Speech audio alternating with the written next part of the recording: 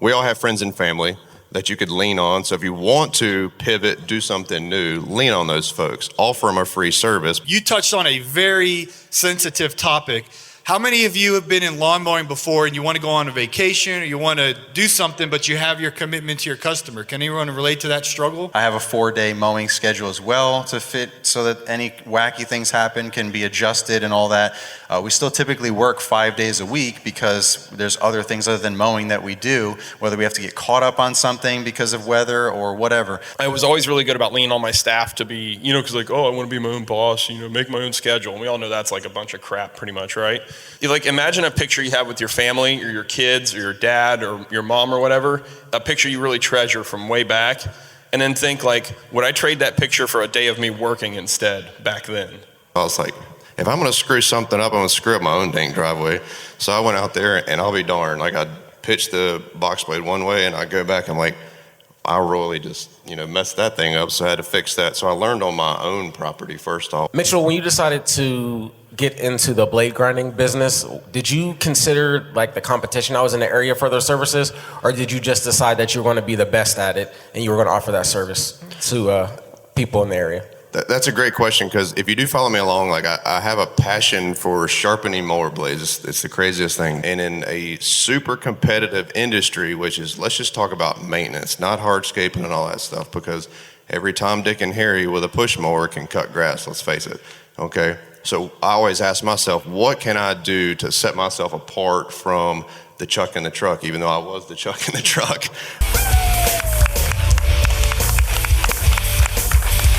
What's going on, everybody? Good morning from frigid Louisville, Kentucky. I moved to Atlanta where it's warm, so I'm getting soft, man. This is cold for me.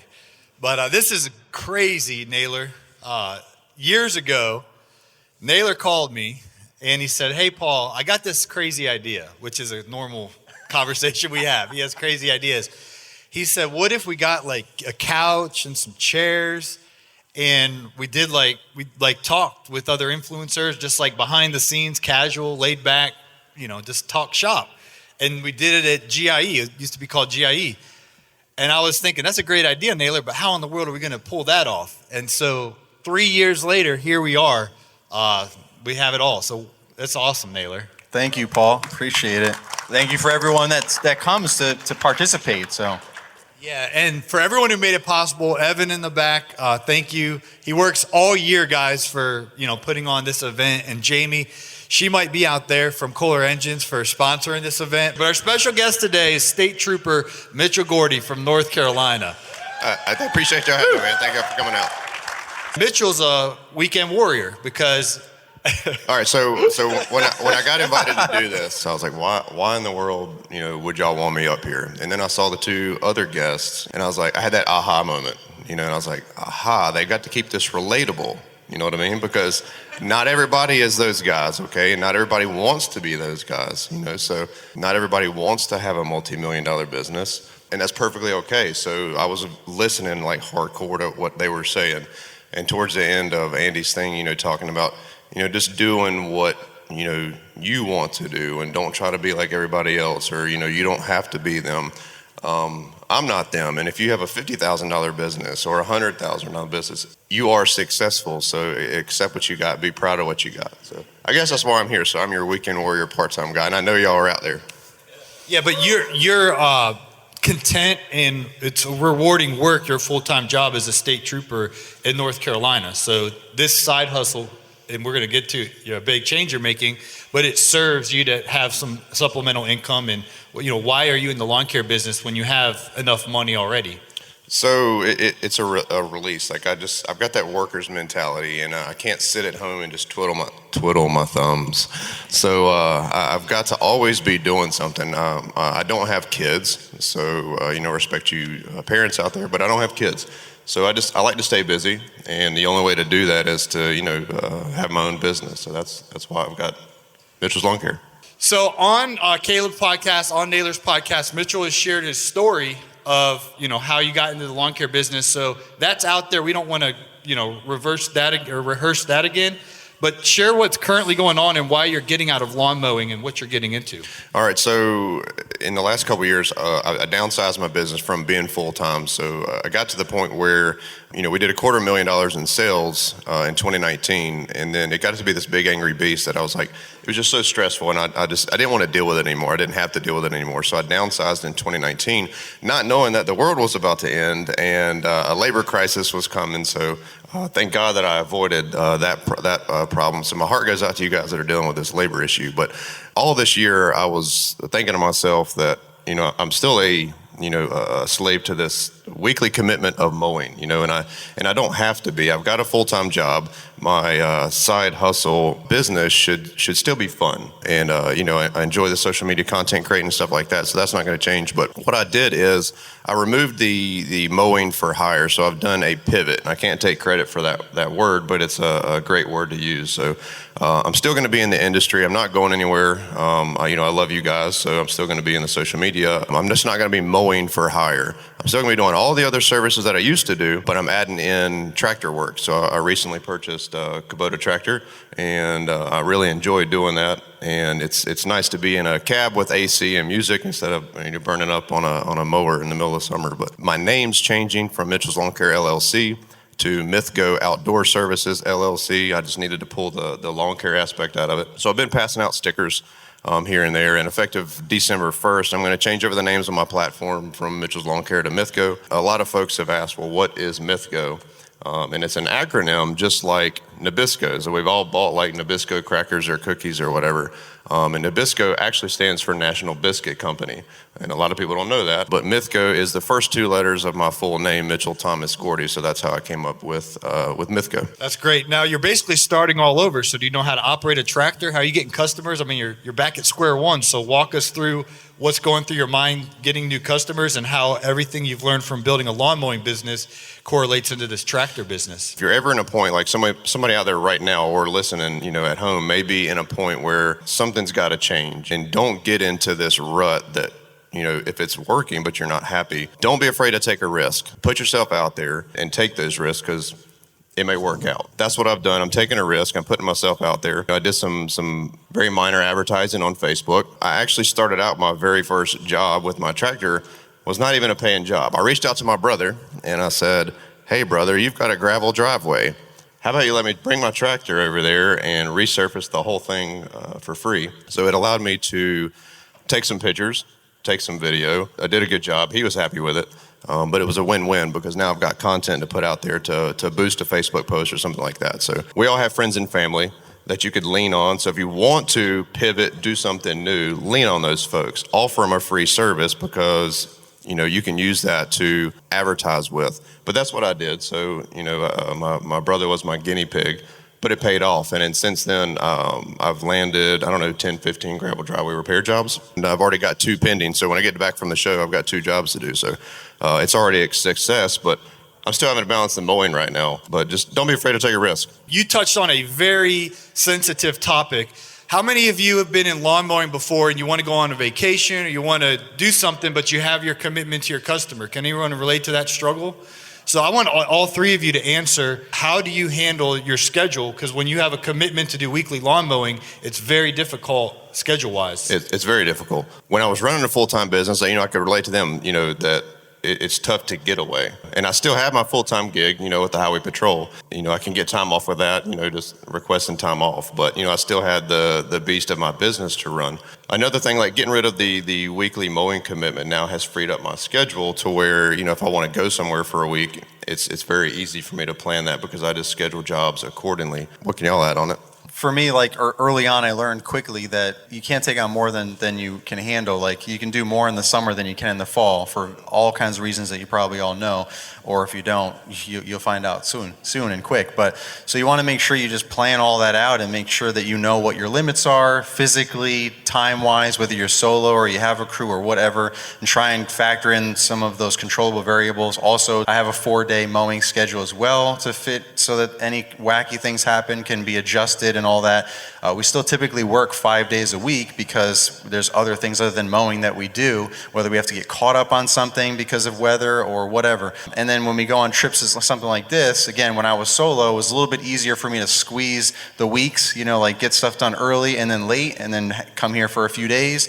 And then, but when you get to the point where you have crews and hopefully a crew leader, you can let them kind of run the ship for a few days while you're gone and kind of, let them spread their wings hopefully. And if you're in between all of that, and sometimes that's why some people just can't come because they just have to figure things out that year and hopefully plan for the next year if what I just said doesn't work out. So it's different for everybody. Ever since starting my company, I've run 2 different companies. My first one, just right out of high school, ran for 10 years, crashed that company. I've done more wrong with companies than I've done right. And so, but one of the things I felt like I always did well was rely on my team and my staff to allow me to do things in the company that I've always wanted to. And your own company is like, it's your own book, you get to write back to front. And so like, I know where we want to end up as a company, and then how we get there is like the book, all that prior to it. I was always really good about leaning on my staff to be, because like, I want to be my own boss, make my own schedule. And we all know that's like a bunch of crap pretty much, right? I just truly wanted to make my company, like if something comes up and I want to break away from it to go to something like this or a last minute thing, I'm going to do it. And so one thing I've always been good about with running a company is like relying on my staff to be trained and hire competent people to do what we need them to do while I'm gone. For the company to truly be able to run while I'm gone. And so that's one thing. And I've done so many things wrong in business, like financially and you name it, we could go on forever at that. But just relying on your team, that's a big deal. I mean, that's really that's the flexibility. Just making time. You've got to communicate with your clients. It's one thing that I talk about the most. If people reach out to me on Instagram, just ask me questions. Like a lot of people ask me, like, how do you make time to do it all? And it's just communicating, scheduling, and just if you want to do something, just make yourself do it. Don't make excuses. I had a couple guys send me messages like, I hate that we're going to miss the event. We just got covered up this week.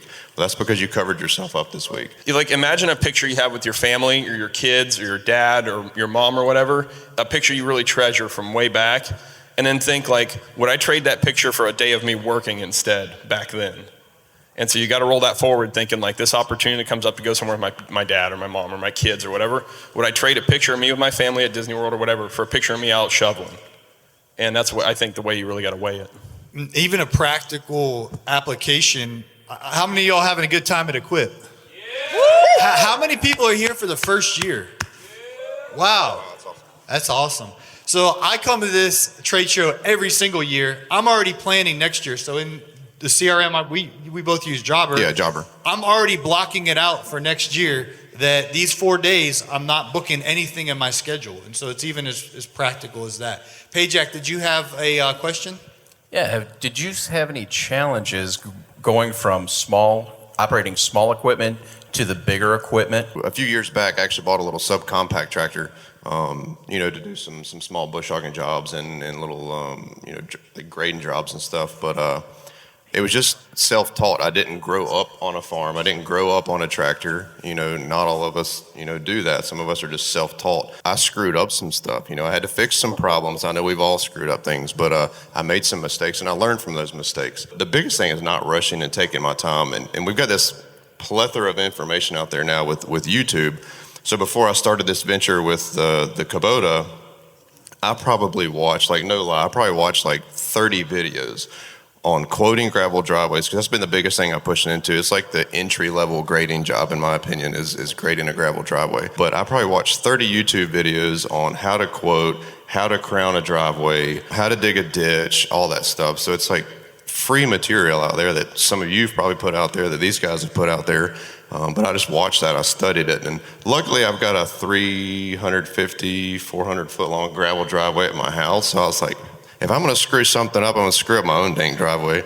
So I went out there and I'll be darned, like I'd pitch the box blade one way and I go back, I'm like, I really just, messed that thing up. So I had to fix that. So I learned on my own property first off. So there was some challenges, going from a mower to, a bigger tractor, just taking your time, being patient and making it happen. Seat time is the only thing that's going to make you a better operator. So you just got to get in that thing and screw some stuff up. And that's just what it takes. Our next question is from Cedric.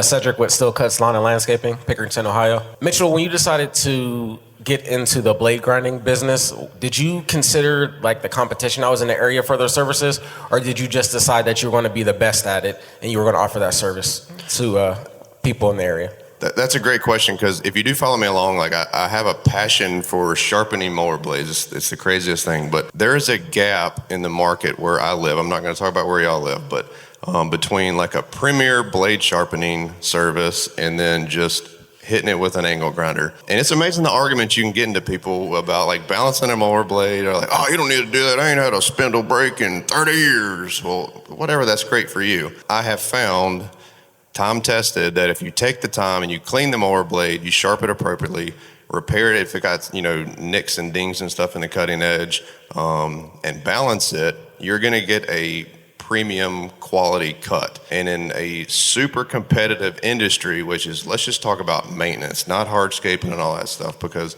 every Tom, Dick, and Harry with a push mower can cut grass, let's face it, okay? So I always ask myself, what can I do to set myself apart from the chuck in the truck, even though I was the chuck in the truck? And that was the quality of my mower blade. So I would go around, I would even look at my neighbor's yard, because my neighbor had their yard cut by somebody that wasn't me. She didn't like my price, whatever. But I could take a piece of grass from her yard after the guy just left, and then compare it to the piece of grass in my yard after I just cut. So think about this. So when you cut a piece of grass, a blade of grass, if you know women that get like split ends with their hair, a dull mower blade will leave like a fractured little furry end on a blade of grass. So you've got your blade of grass is going to look like this, like all these fingers. What's that going to open that lawn up to? Disease. It's going to turn brown quicker, all that stuff. Now, if you've got a quality sharpened blade, balanced blade, it's literally going to look like you cut that mower, or they cut that piece of grass with a pair of scissors. The lawn's going to look healthier, longer, so between cuts it's going to stay greener, it's going to stay healthier. I called around to different service centers, service dealers in my area. What kind of service do you offer? What kind of machine do you use? What do you charge? Okay, so I kind of found a couple similarities with price, a couple similarities with machines, and I'm like, do you clean the blade? Do you balance the blade? Do you do any of this stuff? Every single one of them said no. When a contractor or homeowner brings a mower blade to me, I clean it, I inspect it, I repair it, I sharpen it, I balance it, I box it up. Everything's like super professional. Do I go above and beyond? I do, but I charge for it. So it's just like, what these guys were saying earlier, offer a premium service, you got to charge for it and you're going to get it. Is everybody going to bring their mower blades to me? No, because there's the guy that think, hey, I can hit my mower blade with an angle grinder and be done and back to business. My rebuttal to that is, when you get your car serviced, when you get your truck serviced, your wheels on those vehicles spin at like a high RPM going down the roadway. And if it's not balanced, what happens? You just start shaking. Your mower blade's doing the same thing under your mower deck. And over time, it does cause problems. Now, some of you guys may be going through mowers like every couple of years. Spindles may not matter to you. There's going to be guys and girls out there that have mowers for thousands of hours. This little service of maintenance your mower blade properly is going to save you from spending hundreds of dollars in the repair shop and your spindles. So I'm glad you touched on that, because mower blade sharpening is very passionate to me. Yeah, and We couldn't tell. I love it. Go Magnomatic. like Andy was talking about premium pricing. I mean, if you're cutting grass, having sharp blades, if you're going to demand top dollar, you need sharp blades. 100%. Hey, Jack. Okay, our next question's from Todd. This is actually, guys, for all the influencers out there and the guys that have been doing podcasts. Now, you guys have been doing this for so many years and you've accumulated so many episodes. Is there any talk in the future about possibly having like the best of podcast album? Like, I think I talked with Paul yesterday, there's certain episodes that really can kind of hit home, for everybody. It's kind of different for me. It was, one or two episodes that really kind of flipped my business from going from shutting the doors to like, all right, Paul gave me this idea, maybe you went through this problem, and it really kind of turned my business around to go forward. So like, what would be Caleb's top 10 podcasts, whether they're his own or from somebody else. Same with, Paul, your top 10. I know you've alluded to a few of them in the past, especially the ones that deal with this guy here. They're kind of good. But even so with Naylor and stuff, your top 10 for you and or that you've heard of and who you listen to. Is there something you guys have looked into possibly? I think that's a great idea, and I haven't thought about that, but that's a great idea. Paul, did you already have some thoughts with the conversation with him earlier? Yes, I'm just curious, how many people in here listen to podcasts? Oh, this is great. Most like of a you. greatest hits. So I think instead of, listening to music or something like that while we're working, when you're listening to someone who's further along in business or life, you just learn so much. So I'm always listening to podcasts, and I turn it up to like 1.25 speed so you can listen to it faster, so I can get through more podcasts in a day. But go ahead and answer. Long story short, yeah. We would love to do like a compilation of our top stuff. It's just so subjective. It would come down to like what we think is best and not necessarily what the audience thinks. So if you have feedback for us, let us know. Yeah, seriously, that's a great idea. So if we could all collaborate somehow and come up with some sort of way to do that, that would be more universal than just, there could be like our greatest hits maybe, and then, like popular, like based on listens and downloads, I guess. So maybe we can do something like that. But that's a great topic. Thank you. Great point. Yeah, and I would encourage you guys, if you are here and you're not in the habit of listening to podcasts, hit the follow button on the Kid Contractor Podcast when you're driving home. I know Andy Motor was saying yesterday he drove all the way down here from Chicago area and he listened to Caleb the whole time. Just binge listening to Caleb's podcast. I'm so sorry.